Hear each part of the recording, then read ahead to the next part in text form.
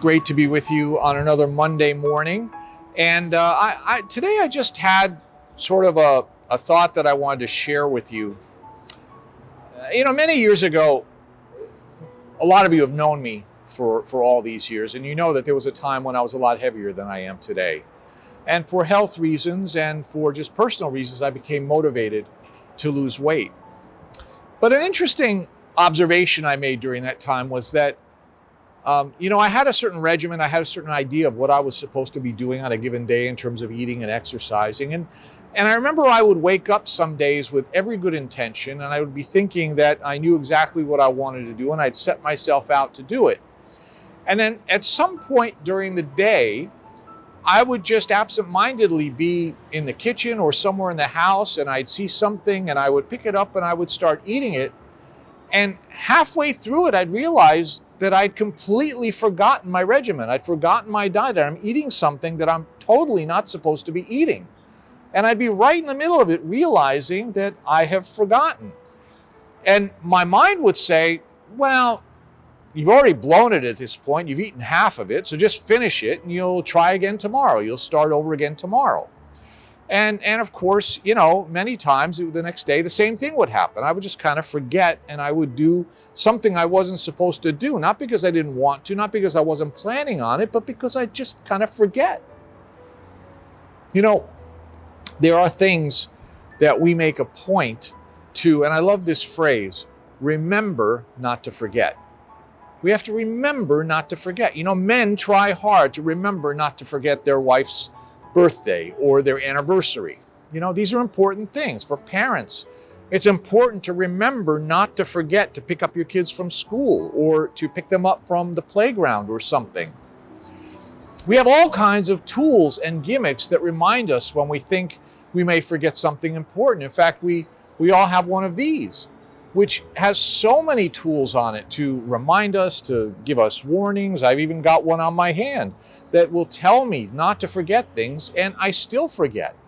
But we put all of these things out there, lists, calendars, buzzers, timers, reminders, tools to remind our brains of things that we want to make sure will not leave us.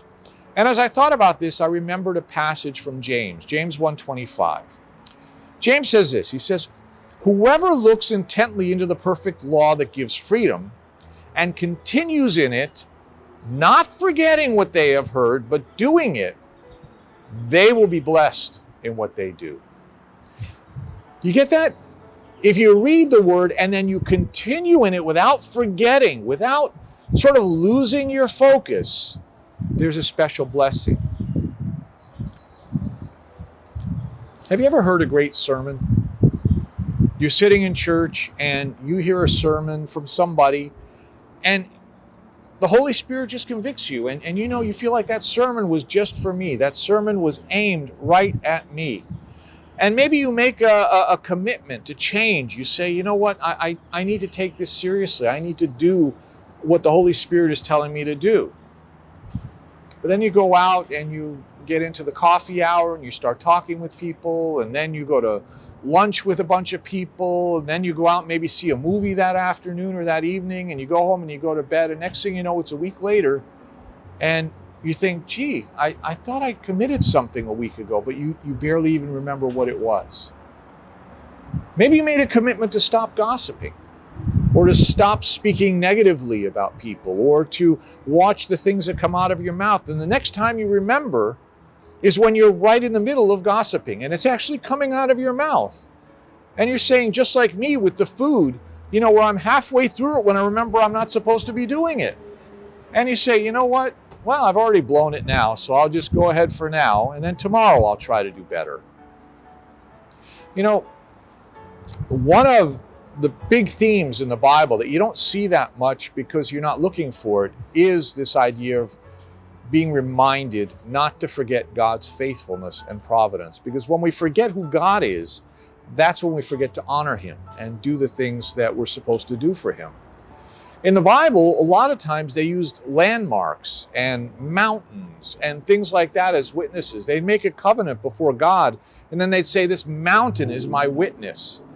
In the Bible, they're always erecting heaps of stone. Have you ever noticed that? They do things, and then God does something for them and they heap a pile of stones for some reason. Well, that's because those were serious piles of boulders that they put together to remind them whenever they crossed the Jordan River, and they created a pile of stones to remind them of God's providence. When I lost my weight, I did something. I created something to remind myself every day and to really set myself on track every morning. And it was something very simple. I just put my scale right in front of the shower so that every morning I'd remember to go and weigh myself. And then I'd always have that in my mind that, whatever my weight was, I wanted to shave a little bit off it today, a little bit more, a little bit more. And that was an important thing. I know that doesn't work for a lot of people, but for me, that really worked. And I thought to myself, why don't we do this spiritually? Why don't we make lists of the things that we're trying to do spiritually and keep them in front of us? Make Post-it notes, put them on our computer, put them on our cell phones, put it in a way so that we get a reminder every few minutes on our phone to tell us, whatever it is for you, to remind yourself of the things you want to stop doing, of the things you want to start doing. Check it throughout the day and stay on track.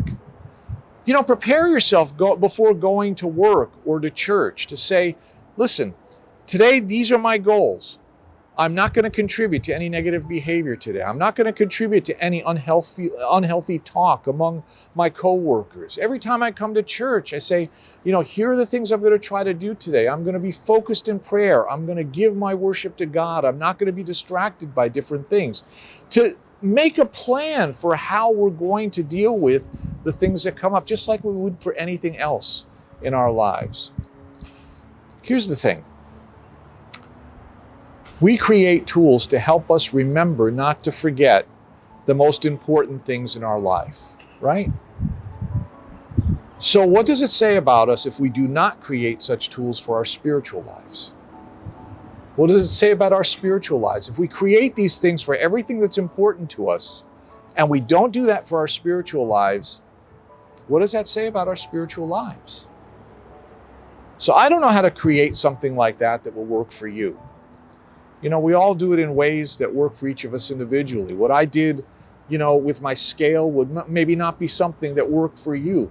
All I'm saying is that if we put as much effort and used as many tools to remind ourselves to do the things that God has put on our hearts to do or not to do, as we do, reminding ourselves of so many other simple, mundane things in our lives, I believe God could bless us greatly and could use us in many wonderful ways for His glory.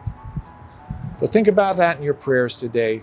Give that up to the Lord and see what you can do to remind yourself not to forget to do the things God has called you to do. God bless you today and have a great day.